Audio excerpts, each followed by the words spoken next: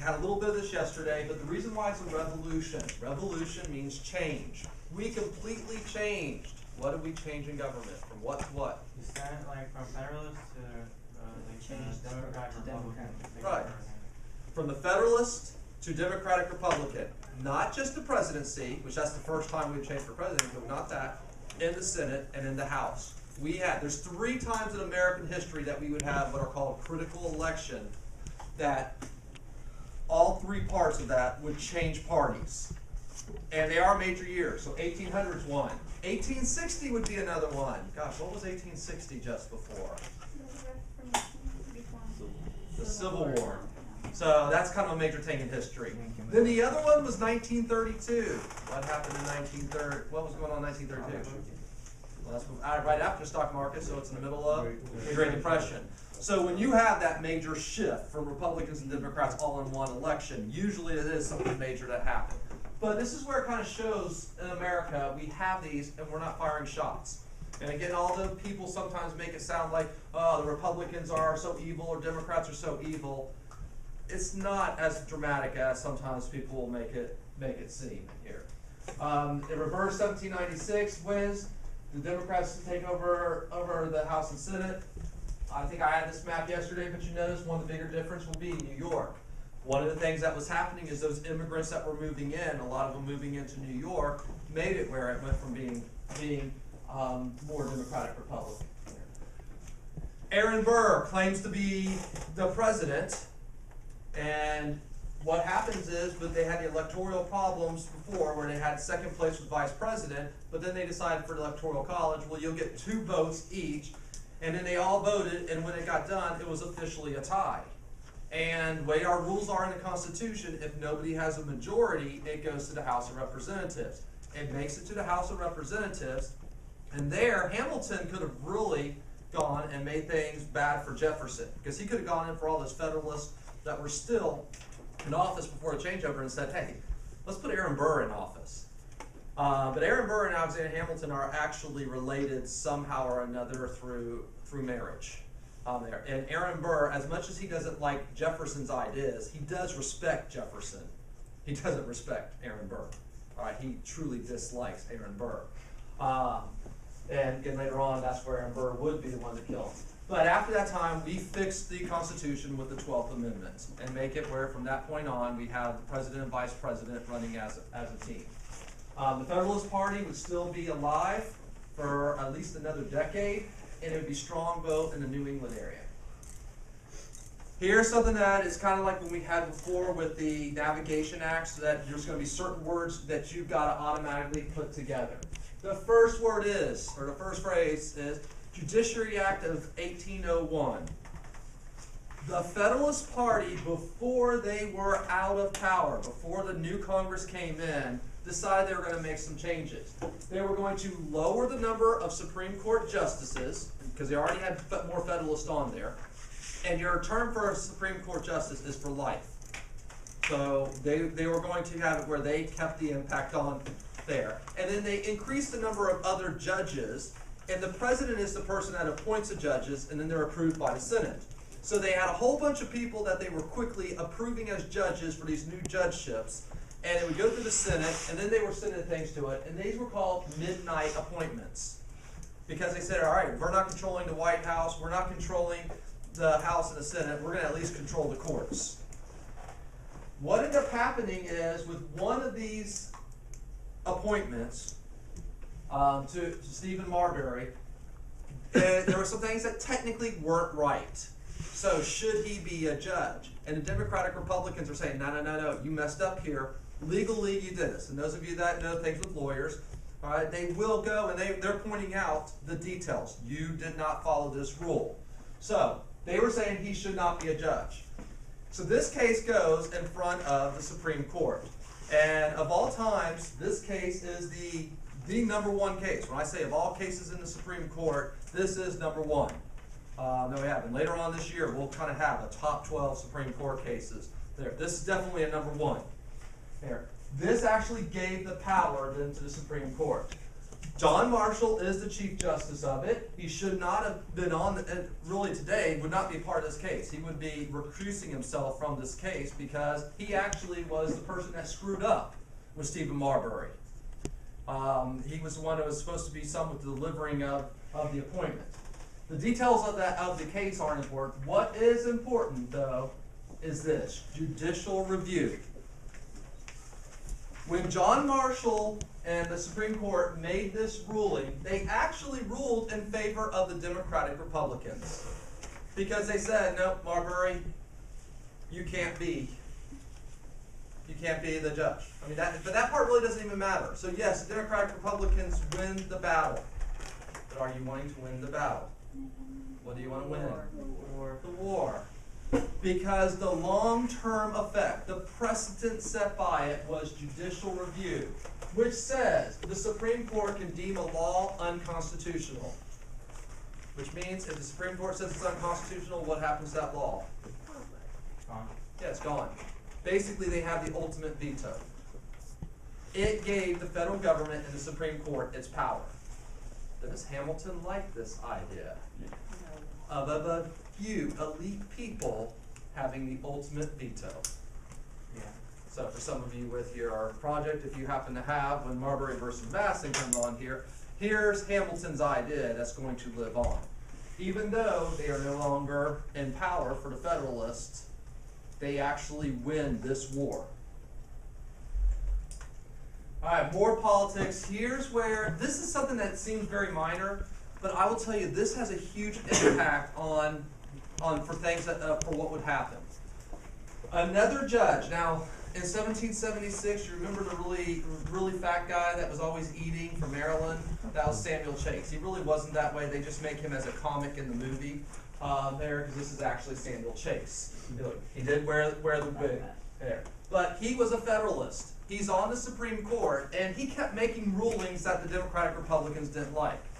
John Marshall's doing that. He's also ruling that. So they decide, well, let's look in the Constitution. Let's find a rule. We impeach him.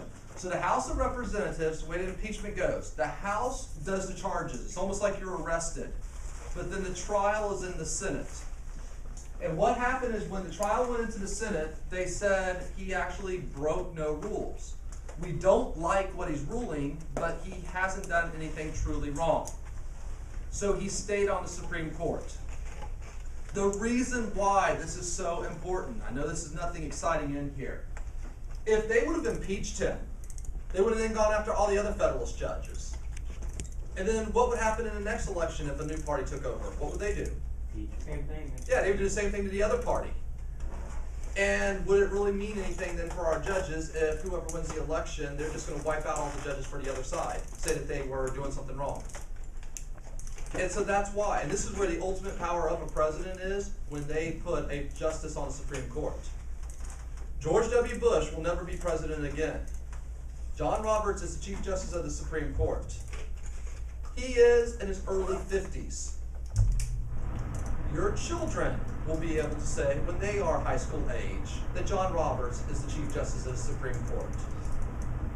More than likely, some of you, and maybe all of you, that can have grandchildren saying that John Marshall is the Chief Justice of the Supreme Court.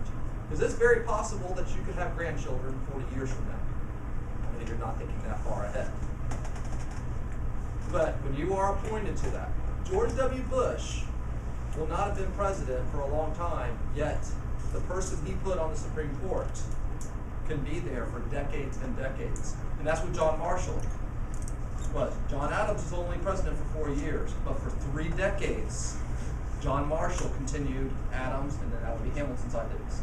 Yeah. If you're in there for life, what happens if, like, you become mentally, like, you get... They can get removed if they haven't. But for the most part... So what's the cutoff age?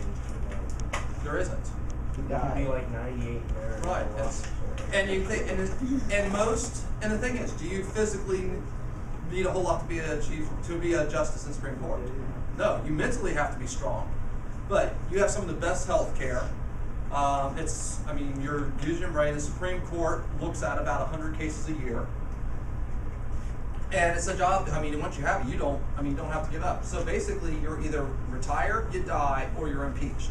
And in the history of the United States, no Supreme Court justice has ever been impeached out of the office. In Samuel Chase, they brought charges up, and we've never had one that has done wrongdoing. So, and that's one reason why presidents keep on appointing people younger and younger there, because that way their impact goes a lot longer in their life. And that's why I said this is kind of a trivial type thing that happens, but look at the impact of that one little thing. That if we would, what's happened in Iraq here recently? Yes, they're a democratic nation now, but they recently had with some of the party, and they threw out all these judges and replaced them with their own judges. Is that true democracy? Okay, so that's why it ends up with one group over the other, and this is something that early on for me. All right, Western expansion. First of all, we have the old Northwest. When you hear Northwest, do not think Oregon, Washington, Northern California. It is the Great Lakes region or the Midwest region. Remember, we had the Northwest Ordinance, so we have that. The old Southwest is today the Southeast. Alabama, Mississippi. Again, we don't think of that as Southwest. When you think Southwest, you're thinking cactuses and deserts. But at that time in history, we have it. We're moving out west. Why are we moving out west? Repeat question. Expand. Expand why? For what? Money, government. Land. All right, that's the key word, land. What is it that the majority of people do? Farm. And what happened was, if you're farming on the land for a while, then we did not have fertilizer.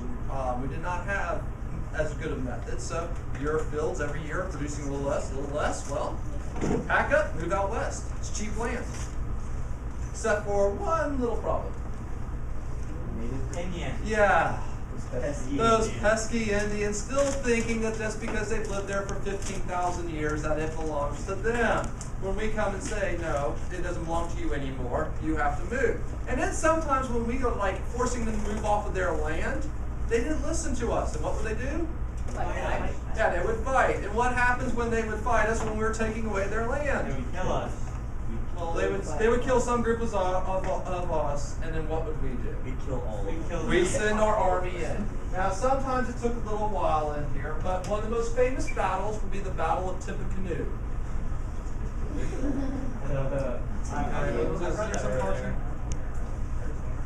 Now, later on, it's going to be famous because the hero is William Henry Harrison. He would actually run for president, and he would use the slogan of Tippecanoe and Tyler, too. His vice president was John Tyler. So he would use the fame of this battle. Now, the thing about this battle was, for a while, we have Tecumseh. And Tecumseh was the leader of not just his own Indian tribe, but he managed to get several of the Indian tribes together. And this is something that for Native Americans, only a few times in history have they done this. And his brother is the prophet there, but Tecumseh is the main leader. But they got multiple Indian tribes together, and it took the U.S. Army a while to defeat it. Because normally the way the U.S. Army was is, yeah, this Indian tribe attacked, we went after that one tribe. But what happens if we have 5, 6, 7, 8 tribes we're trying to fight at one time? And Tecumseh almost got all the Indians in the old Southwest, which would have been like the Creek, the Cherokee, the Chickamauga, and those groups, almost got them to join in at the same time. This is where, if we would have had the entire West and all of them together, no telling what could have happened. But William Henry Harrison would defeat Tecumseh. Later on, in the War of 1812, they're going to fight the Battle of Thames. So if you kind of think Thames and Tippecanoe, it's Harrison versus Tecumseh. Supposedly, though, and this is where there is nothing true in history, but it makes for one of the little fun stories. Supposedly, Tecumseh put a curse onto William Henry Harrison for the leaders of the United States. So, What was the curse? now the curse was that basically that we would have it where there would be some bad things to happen. Now most of this was written long afterwards, but it makes it a nice way to kind of remember some of our presidents that will end up dying. Every 20 years, in 1840, William Henry Harrison would be elected president. No, he's not assassinated. A month later, he dies. See, his inauguration, he would give like a very long speech out in a freezing cold rain, catch pneumonia, and die a month later. But that was the greatest month in American history. Can you tell me any one bad thing that happened during that month? So William Henry Harrison is our greatest president ever. Okay, he did nothing wrong. But Harrison would die in 1840. And so the way the story goes is that then whoever's elected every 20 years, that Tecumseh put a curse on him. Who's elected in 1860? Thinking. Something bad happened to him. Anyone know who was elected in 1880? James Garfield. He's assassinated, which he actually ended up not truly dying from the assassin's bullet. He died from when they tried to go and kept digging around in him, and probably the infections afterwards. If they would have just left the bullet in, he probably would have continued living. 1900, William McKinley's reelected. He's assassinated. In the same year? Actually, in 1901, he was assassinated, so next year. It's not a real curse. 1920, well, whoever's elected in those years. 1920, Warren G. Harding is elected.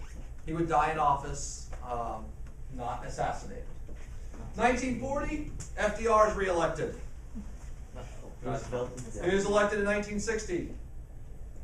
Yeah, JFK. Oh.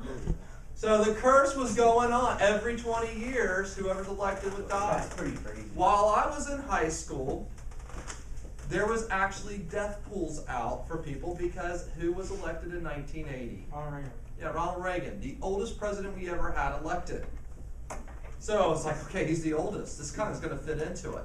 In his first year as president, there was an assassination attempt, which he would have died except for modern medicine saved him. And if that bullet would have been over probably 1 centimeter, he would have died. Or if he would have been a little further away from the hospital that he was at. I mean, there's just so many things to look at. But there were death pools. You signed up for a date. You paid like $1 for everything, and you signed up for a date. Okay, I'm signing up for April 23rd, 1983. You put $1 in, and if you happen to pick that date. 1980. Wow. So, well, no, he was elected in 1980. So people at that time were saying Tecumseh's curse. I mean, it looked like for Reagan he was going to continue it on, but he broke the curse because he lived. That's crazy. So then, well, to make a good story, we had to switch it around. So you're either going to die or have an assassination attempt. But who's elected in 2000? Bush. Yeah, Bush. Did he die in office? No. No, so he breaks that part. Well, don't continue on. But was there an assassination attempt? No. Well, this is where if you want to make a story look true, you can. The plane that crashed in Pennsylvania. Where was it? Maybe, yeah, something that we know is heading towards Washington. We don't know whether the White House or the Capitol was. Except for Bush was down in Sarasota, Florida. So don't let details spoil a good story. Plus, there is another time that we had. There was actually when he was in Russia, we had a person within like 100 yards of him that had a gun. That the Secret Service weren't able to get there. So. And he also had the shoe attendant, so if you want to have that. But this is where Tecumseh's curse.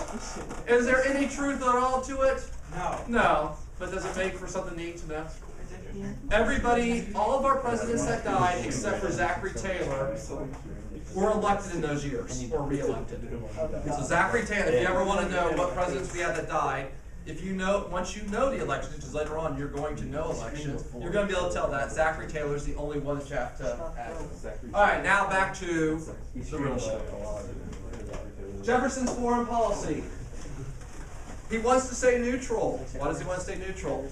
George said so. I mean, Washington, right. Washington says to stay neutral. He has some problems because there's all kinds of other things that are happening. Now, John Adams adds a navy and makes it where we're going to have a big navy. But John Adams is federalist. They believe in a bigger government. They believe in trading with other countries. Jefferson is a Democratic Republican. They believe in small government. If you have a small government, do you need a big military? No. So he's trying to do things and he's trying to downsize and figure out a way. But it's kind of a hard problem that he had because, yes, he's trying to downsize. Our first problem that he would have would be with pirates. And no, it's not with those Crystal River pirates.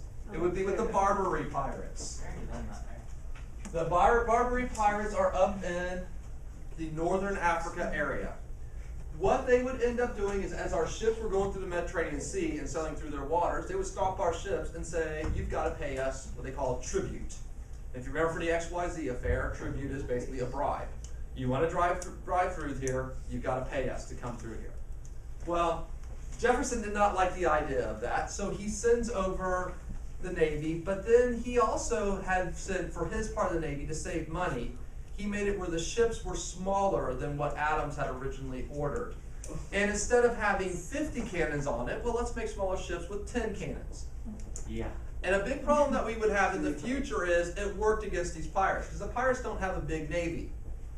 And our little Jeffs actually did pretty good against them. Now, ultimately, though, they captured enough of our soldiers. Even though this was a victory for us in an unofficial war, in America we have had a bunch of unofficial wars, but it is a victory for us in this unofficial war, we actually had to pay more money in ransom for our soldiers that they took hostage than we would have ever paid in the tribute to go through. But we stood up to them, we beat them, and this is where the Jeffs come in. Now, we would end up dealing with our Jeffs and making more and more of these little ships.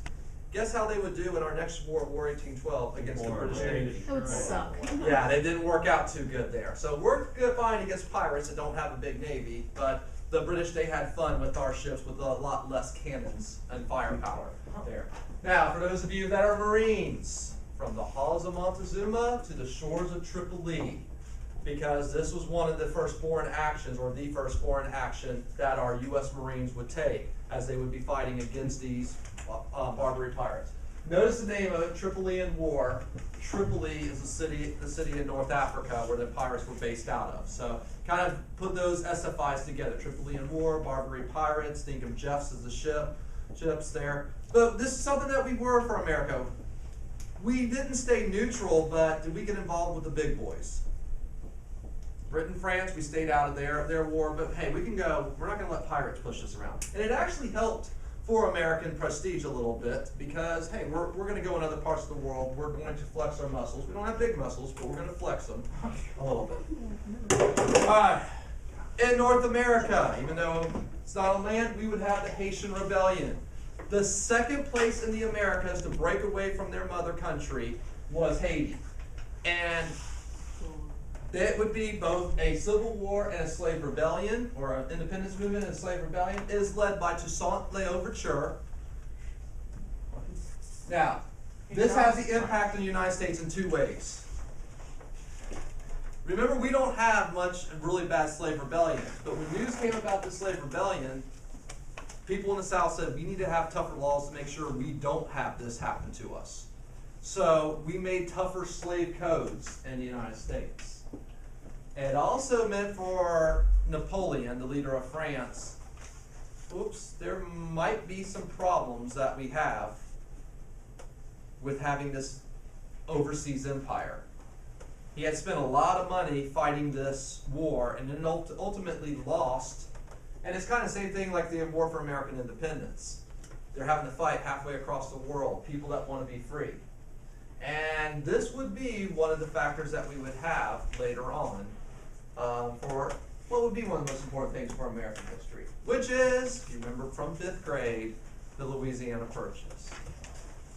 Now, before we go any further, why is the Louisiana Purchase even important?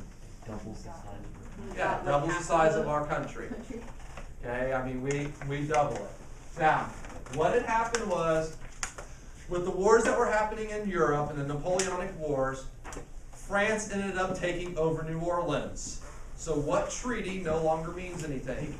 Yeah, Pinckney's Treaty. So we have to go to France and negotiate a treaty for them for New Orleans. So Jefferson sends over representatives, Robert Livingston being one of the leaders of that, and they go, and what we were trying to do is to, number one, our first thing was to just secure rights like Pinckney's Treaty to be able to go through there. But we actually said, let's try to buy what would be the West Florida, New Orleans area. We get there and they tell us no, and about the time they're going to leave, they come back and say, hey, we'll sell it to you. But we're not going to just sell New Orleans to you. We're going to sell all of Louisiana to you. For $15 million, less than 3 cents an acre. Yeah, I know, inflation with everything else. Today, that would be less than $30 an acre. It's still a good land buy? Yeah. So, and again, it wasn't the Louisiana there. It's a big old area that we would end up getting for that cheap price. Now we come to the hard decision, though. Why did he sell it to me? Yeah, you didn't say why. Why did Napoleon decide to sell it to us? No, Too much trouble. No? He wants money He for didn't the care war. about it. He needs money for a war, because guess who France is fighting? The Impressment. Yeah, believe it or not, they're fighting a war, and then actually France is fighting everybody. They take England's spot with Napoleon, they start fighting everybody. And the thing was, he was afraid that Britain might take over Louisiana and he may not get a bit back. He figured he'd sell it to us for $15 million. When he got done conquering all of Europe, he'd come back and take it back away from us.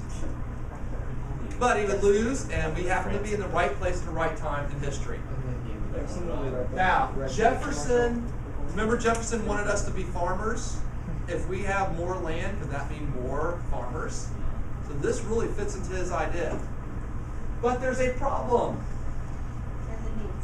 No, well, we don't take the Indians as a problem. He's a strict constructionist. Is there anything in the Constitution that says the president has the right to buy land? No. No, there's no place in it. So how can Jefferson say we're going to buy land if he's a strict constructionist saying you can only do what the Constitution says? Adds an amendment. Said it doesn't not say. Yes. Somebody else buy it. Well, and how he ends up justifying it is he says, well, the Constitution says the presidents have the right to negotiate a treaty. This is a treaty that we're just exchanging money for land. Is that strict constructionism or is it loose constructionism?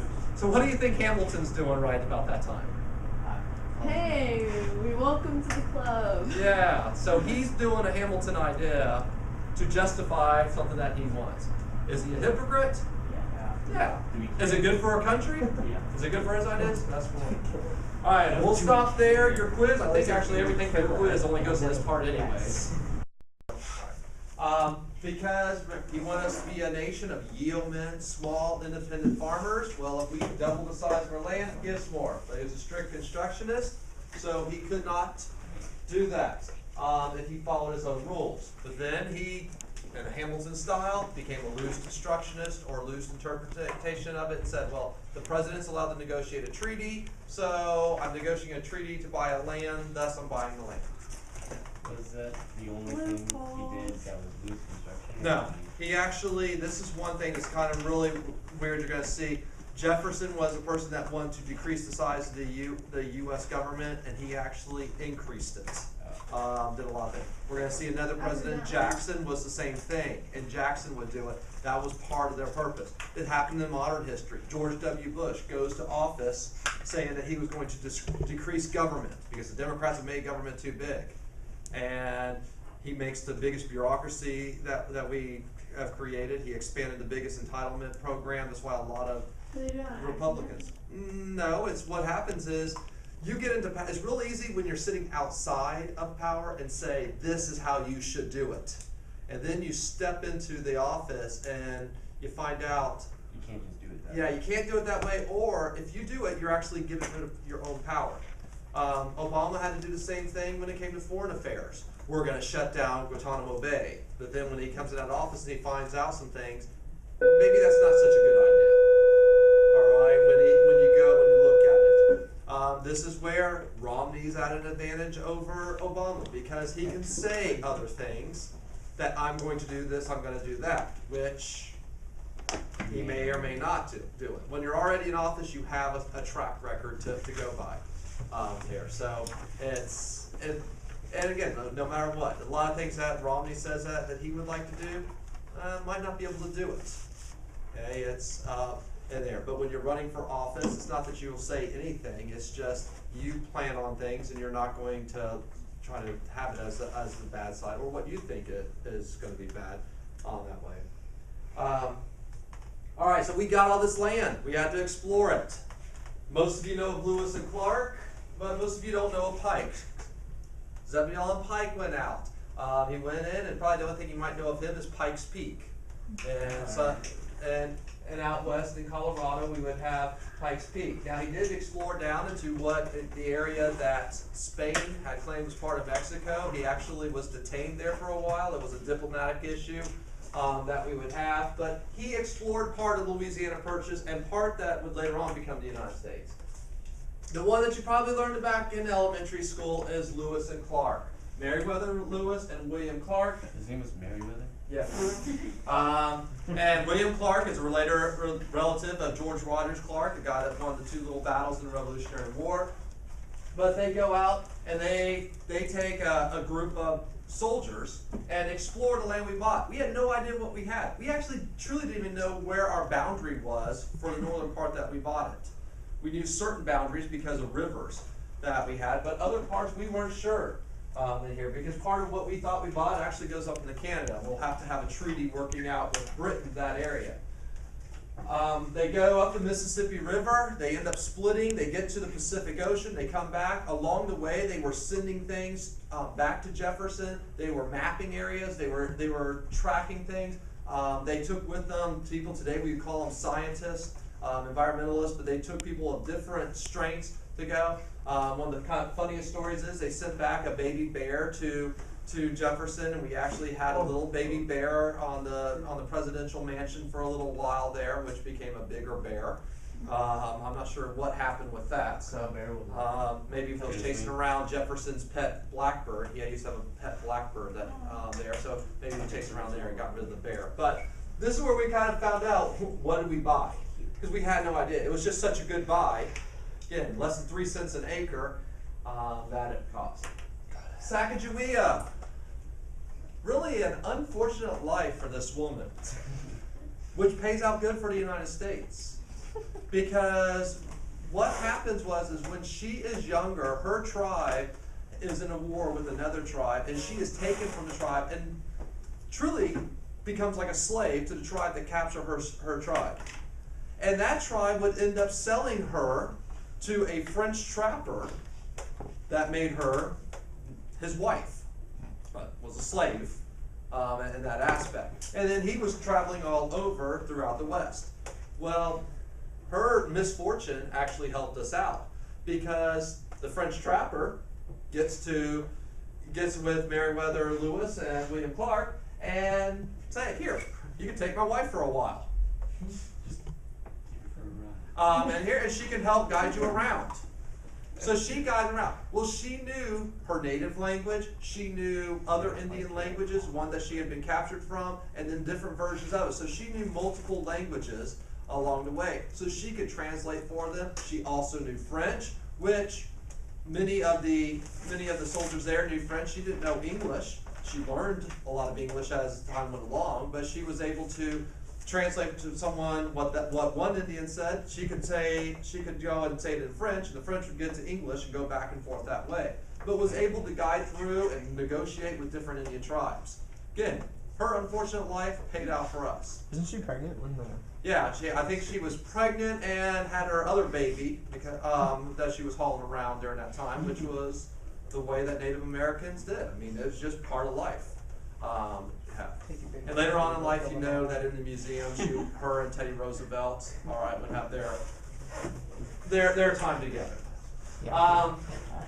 Here's kind of an interesting, not in your notes, but I can't remember whether it was Lewis or Clark, but they had a slave named York. And this is one thing that a lot of times we don't think of. A lot of the Indian tribes up in that area, one of the ways that you would treat your guest is to give your wife to the guest. What the Alright, heck? so for the men, yes. Alright, that's where if you were a good host, okay, not only would you give them a place to sleep, but you would help give them someone to help warm them up during the night. And if you're a good wife, well, that's what, that was part of being a good host at that time. For Lewis and Clark, they actually had to go and they had a problem with venereal diseases because they were sleeping with so many of the different Indians. The way that they had to cure this, again, a little bit, sometimes not what you think of with the culture, but they actually, one of the ways that they would cure some of the venereal diseases is to use mercury. As some of you know, mercury is not something that you want, but the toxin of mercury would kill venereal disease. But the Indians were very impressed with York because that was the first black man that many of them had seen. And he was a very highly prized person for a host. And basically for men, they wanted York to come and to be with their wives. So York happened to be someone that as a wimp from place to place there. I hope. Y'all didn't have that part in elementary school, did you? But with Lewis and Clark, I mean, you can imagine a bunch of men.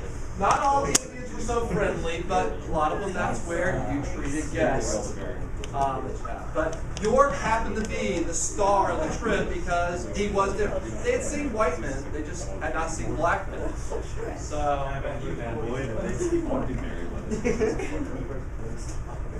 alright, guess what? Guess what two countries are fighting wars with each other after Louisiana Purchase? Britain. Yeah, France and Britain are fighting it. Well, Yeah, what are they for about a 200-year period, France and Britain either just got out of a war with each other, or are about to get into a war with each other, or are in a war with each other. And it's which actually plays great for us in the United States because that is how we win the Revolutionary War. That is how we end up getting Louisiana Purchase, and we kind of get away with a lot of things. And they're not bothering us. For the most part, except for they are here because we're trading with both France and Britain, and they are fighting a war. Now we're claiming freedom of the seas. Yeah. Do they still not like each other? No, they actually are pretty close friends. They're part of the Eurozone today. Actually, once you would get past basically the mid-1800s, all right, United States, France, Britain, they're all friendly with each other for the most part. Still, there are times that you have, you know how sometimes you might have had a rival that you become friends with, but you're still sort of rivals with them. That's kind of what ended up happening. They're not going to fight each other anymore, but they're sometimes. Yeah, we want to beat them on something. But well, and here's where again I'm not going as in depth in the diplomatic side as I know you really want me to go really deep when it comes to all these treaties and things. France would issue the Berlin Decree, which the Berlin Decree would basically say if there's a ship sailing towards Britain, we're capturing it. Which Britain would do the orders of council, and then France would come back with the Milan decrees, and they all basically said that if you're going to our rival country, we're going to take your ship. And so what they were doing is they were stopping our ships, and if we were going to one of the other countries. Now, one of the things that Britain was doing more than France was what's called impressments. They would stop our ships and say, you, and you. You're AWOL British sailors. And they would be pointing their guns at our ship and saying to the captain, those sailors need to come over here. See, all these years of being in the British Navy was not a whole lot of fun. Yes, you sailed around the world, but when they arrived to port, the sailors weren't allowed off for the most part. Officers were. You stayed on the ship. And then they had sentries posted that if you decided to jump off the ship to go swim, yeah, they would shoot you. And some of the times when it was impressment, they really were British. I mean, if Ben had been in the British Navy for 5 years, and he sails and he can get a job working on a ship that's sailing all around the world, selling in and out of Boston, get paid more money, and have a little more freedom, right? Why not? So some of them were British soldiers that escaped. They already knew English, so he could but some of them weren't. Just simply the British Navy needed people. So what better way than to go to the Americans and say, yeah, those are ours. How do you think that would make us feel if we had a country do that to us today? Take away from me. And then, not only were they doing it to our merchant ships, they did it to a U.S. Navy ship. The USS Chesapeake, the HMS Leopard, came up next to the USS Chesapeake and demanded that U.S. sailors go and join the Navy. Demanded. Yes, and so for a lot of people, now, here's where Jefferson has a dilemma. Remember, he's on the side of France. We have the British Navy essentially doing an act of war on us. Does that give him reason to push for his Democratic Republic-controlled House of Representatives and Senate to declare war on France? Mm-hmm. Yeah, basically he had something. But what did our father say? No Washington said. affairs. Yeah, said to stay neutral. So here's where Jefferson and Adams both had listened to Washington, and on these conflicts with each other, they went beyond and above what their party would have wanted to do, and they stayed neutral. But Jefferson's going to have to do something to this. What would happen if all of a sudden we just started staying neutral? and today. everything, yeah. And again, we're in a different situation. We would have to hope that in some of these places that Russia and China then take our place and helping to, I hate to say be a policeman of the world, but keep some place under control. But the problem that we have with that is if Russia and China are doing their influence, would their influence be maybe against us? So part of the reason why we are involved in other places of the world is we are trying to shape them where it will help us. Oh, alright. Right? It's not just us doing it out of the kindness of our heart. Yeah. Okay. We are hoping to benefit from it. When we went and took over Iraq and then helped set up their government, were we hoping that we would set up a government that would be friendly to us, where we would have a nice, friendly partner in the Middle East selling us oil. Okay, and that's part of what we have. All right, Jefferson, with all the problems he had, his solution was an embargo. Now, what is an embargo? It's not boycott. Not attack, and it's not Seize. sort of a boycott. Basically, you're not allowed to trade with certain countries. So, what Jefferson did when these both Britain and France were doing things to our ships, he just basically says, all right, we're going to stop having our ships go out and trade. Now, what area of our country did most of our shipping? The North. New York. Okay, the North and the Northeast. What political party controlled the North and the Northeast? The Federalists. So what are the Federalists thinking Jefferson's trying to do to them? Yeah, keep them down. Which Jefferson, that wasn't his actual objective with this. When you look at what he wrote, all right, he wasn't trying to punish New England in that way. It just, he thought, well, let's stay out of trouble. Let's just stay away from there. But their economy's dependent on that, and they feel like you're trying to get it. Not only that, he then encourages Congress to do the Force Act, which when you're going to see this word force come up a couple of different times, Force Act. What it means is, we passed a law, if you don't obey it, we're going to enforce it. And how are we going to enforce a law on a state or an area? What will we have to do? Threaten them. Well, what if, Military. well, we have to, the military, not only threaten them, we have to bring our military in. So here's Jefferson saying a small federal government, but now he's telling the area in New England, you better not trade with these other countries, or I'm going to send my Navy in to your port. I'm going to enforce the laws of the federal government. Wait, I thought he said states were more powerful. Wasn't he the person that wrote the Virginia Resolution? Nullification of a federal law? So just like the Louisiana Purchase, here's another thing that he's kind of going against what he had said, what he thinks for a better country. The embargo backfired because, again, it hurt New England. It hurt them more than it did for Britain. They repealed it, but then they had, and here's where I kind of go with it, if you throw all of these things in together to kind of think of this, we would then pass the Non-Intercourse Act, which said they could trade with everybody except for Britain and France, except for who was most of our trading with? Britain and France. So does it really help much? There. So that doesn't really help much with it there. Later on, we would have Macon's bill, which would say, okay, now you're allowed to go with Britain and France as long as they basically repeal the Orders of Council, the Berlin Decree. All right, once they repeal those. But Britain and France, were they really worried about what we're saying? Yeah. So that the Macon's bill, so kind of get the Embargo Act and Non-Intercourse Act and Macon bill, they kind of all go into one together. But what's happening here is these are all limiting the trade with European countries, which New England doesn't like. And after the Embargo Act, these New England states, they met together and they spoke. Now, they didn't make any action with it, but they started speaking about breaking away and forming their own confederation. That's weird. Breaking away and making their own country because the federal government isn't giving them states' rights. So the first group of states saying that they're going to break away and form their own country is not in the South. Because Southerners later on, when we would have secession in the Civil War, where is the idea born? In the New England states. I mean, you could say it's actually born in the United States before that, 'cause we did that. But that's where it set forth the secession that we would have for the Civil War.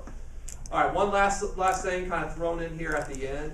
If you see the term Virginia Dynasty, and we're kind of in the middle of our Virginia Dynasty here. 4 of our first 5 presidents were from the state of Virginia, which all of them served 2 terms. So they each served 8 years, which means that in 32 of our first 36 years, we had a Virginia as president. That's kinda cool. Any question about what was our most important state in the beginning of our country?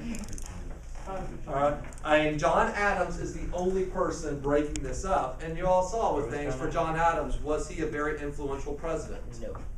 All right, not at that time compared to some of these others. So that's where when you see the Virginia Dynasty, you can see how powerful they were. All right, and that's the end of the notes there. We can now walk on. Well, asking you didn't help.